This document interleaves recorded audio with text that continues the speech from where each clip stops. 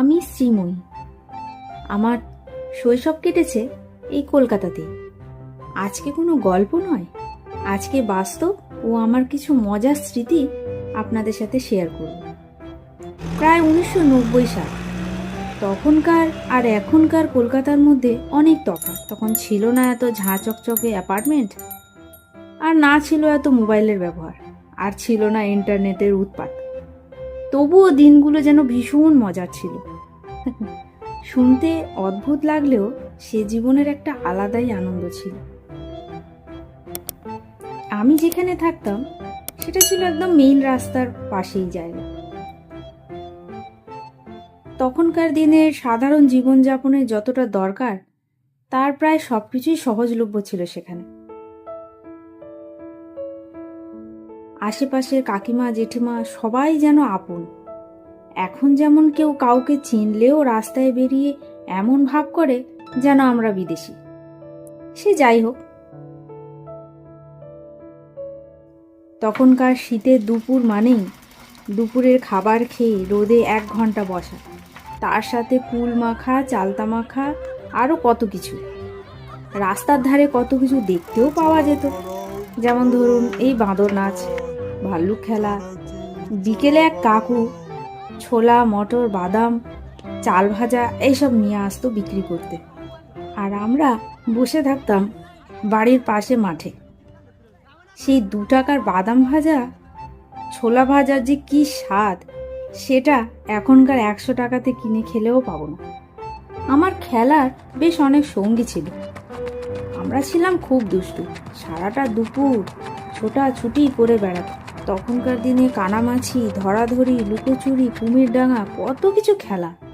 এখন তো বাচ্চাগুলো এসব কিছু জানেই না। এখন সব পাবজি আর মোবাইলেই দিন শেষ। সন্ধ্যা নামলেই পাড়া রাস্তাঘাট যেন অন্যরকম হয়ে উঠত। মাঠে খেলা চলতো অনেক রাত পর্যন্ত।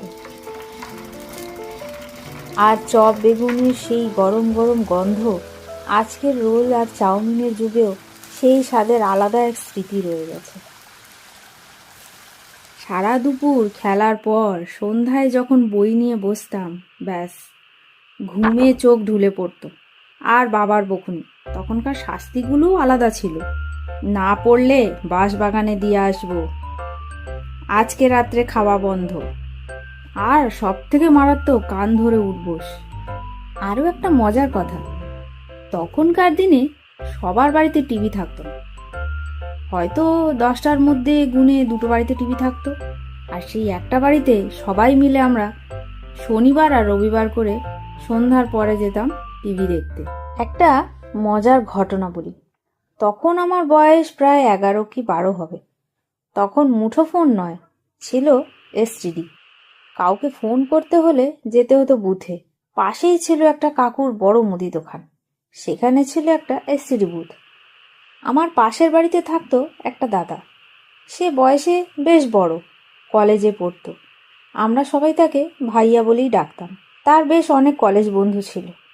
একটা বন্ধুর বাড়ি আমাদের বাড়ি থেকে প্রায় 5-7 মিনিটের দূরত্বে ছিল। তার নাম ছিল রাজু। একদিন সন্ধ্যায় ভাইয়া এসে বলল, চল এসটিডি বুথ থেকে একটা ফোন করবো, তুই কথা বলবি। কাকে ভাইয়া, কি বলবো? আমি মায়ের দিকে তাকাতেই মা বলল, এখনই চলে আসবি তাড়াতাড়ি। আরও কয়েকজন সঙ্গীকে নিলাম। পাশেই তখন একটা মাঠে চলছিল মেলা। বেশ 4-5 দিন হয়েছে, শীতের সময়। দাদার কথায় গেলাম এসটিডি বুথে। এই নম্বরে ফোন করে একটু আলাদা ভয়েসে বল। আমি সোনালি বলছি। সেদিন তুমি আমাকে বললে মেলায় আসতে, কিন্তু আসতে পারিনি। আজকে আমি মেলায় আছি, তুমি আসতে পারলে আসো। বুঝতে পারলাম এটা রাজুদা। রাজুদা বললে, কে সোনালি? আবারও ভাইয়া শিখিয়ে দিল। বলল, এত তাড়াতাড়ি ভুলে গেলে? তাই বললাম। সে তো মেয়ের ভয়েস শুনে না বলতে পারছে না। বলল, ও বুঝেছি, আসছি। ভাইয়াকে ব্যাপারটা জিজ্ঞাসা করলাম। সে বলল, আমরা মজা করছি রাজুদার সাথে। কিছুক্ষণ বাদে ভাইয়ার ফোনে রাজুদা ফোন করে সব কথা বলল। আমরা তো খুব হাসছি, ভাইয়ার মানা শুনেও থামতে পারছি না। দেখ কি করবি, আমি তো বাড়িতে নেই, থাকলে তোর সঙ্গে যেতাম। সোনালিকে তুই চিনিস? না সেরকম চিনি না, তো হয়তো দেখলে চিনতে পারি। সেই কথা শুনে আমাদের আরো হাসি পেল। তোরা যে এই রাতের বেলা কি বদমাশি শুরু করলি সন্তোষ, তুইও পারিস বাবা এদের সাথে মিশে। ভাইয়া আবারও ফোন করতে বলল যে তাড়াতাড়ি আসতে বল, আমি মেলায় দাঁড়িয়ে আছি। তখন প্রায় বাজে সন্ধ্যা 7:30। তারপর আর কোনো খোঁজ নেই। রাত তখন 9টা বাজে। তখন ভাইয়া বলে, চল একবার মেলায় দেখে আসি রাজু এসেছে কিনা। মা তো সুরেই বকা শুরু করলো। তোদের দুষ্টুমি কি এখনো শেষ হয়নি? ভাইয়া অনেকভাবে বুঝালো মাকে। তারপর আমরা আরো 3 বন্ধু আর ভাইয়া সবাই মিলে গেলাম মেলায়। রাত হয়েছে তাই মেলায় খুব একটা লোক নেই। রাজুদা একটা স্লিভলেস সোয়েটার পরে ঠান্ডায় পকেটে হাত দিয়ে কাঁপতে কাঁপতে দাঁড়িয়ে আছে। আমাদেরকে দেখে অবাক। কিরে সন্তোষ, তুই এখন এদেরকে নিয়ে এখানে কি ব্যাপার? এমনি আসলাম, এরা বললো ভাইয়া চলো, তাই। তা তোর সোনালি আসলো? না রে, সোনালি এসে থেকে দাঁড়িয়ে আছে। কোথায় সোনালি, কোথায় তুই? তুই কখন এসেছিস? আমি এসেছি 7:30টার দিকে। তুই এতক্ষণ একটা মেয়ের জন্য দাঁড়িয়ে আছিস? যা বাড়ি যা। তুই যা এদেরকে নিয়ে। এখন যদি চলে আসে তখন বলবে তুমি এত লোক এনেছো সঙ্গে, না আরো কিছুক্ষণ থাকি। তুই যা। আমরা তো হাসতে হাসতেই শেষ। এ কেমন ছেলে রে বাবা, একটা অচেনা মেয়ে, তার জন্য 2 ঘন্টা ধরে দাঁড়িয়ে আছে ঠান্ডায়। যাই হোক, আমরা বাড়ি ফিরে আসলাম। পরের দিন ভাইয়াকে জিজ্ঞেস করতে ভাইয়া বলল রাজু নাকি 10টার সময় বাড়ি গেছে। ওর বাবা ভীষণ বকাবকি করেছে যে রাজুদা কোনো মেয়ের নাম শুনলেই চোখে লাভ রিয়াকশন থাকতো, সেই ঘটনার পর সে কোনো মেয়ের নাম শুনলেই তেলে বেগুনে হয়ে উঠত। কিছুদিন বাদে ভাইয়া তাকে বলল যে আমি ফোন করে তোকে সেদিন বিরক্ত করেছিলাম। সে তো কিছুতেই বিশ্বাস করে না। তারপর আমি গিয়ে বললাম সেই ভয়েসে।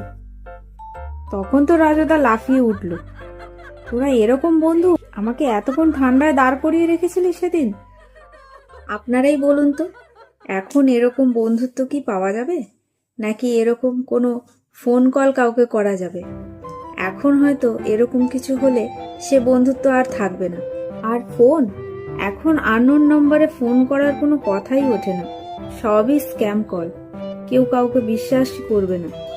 দেখলেন তো এখন আর তখনকার মধ্যে কত পার্থক্য। প্রকৃতি, আবহাওয়া আর তার সাথে মানুষের চিন্তা ভাবনা, ইচ্ছা, ভালো লাগা, দৃষ্টিকোণ সব কিছুই বদলে গেছে। কিন্তু ভিতরে মনটা এক এক সময় ছুটে চলে যায় সেই দিনগুলোতে, তখন কতই না ভালো লাগে।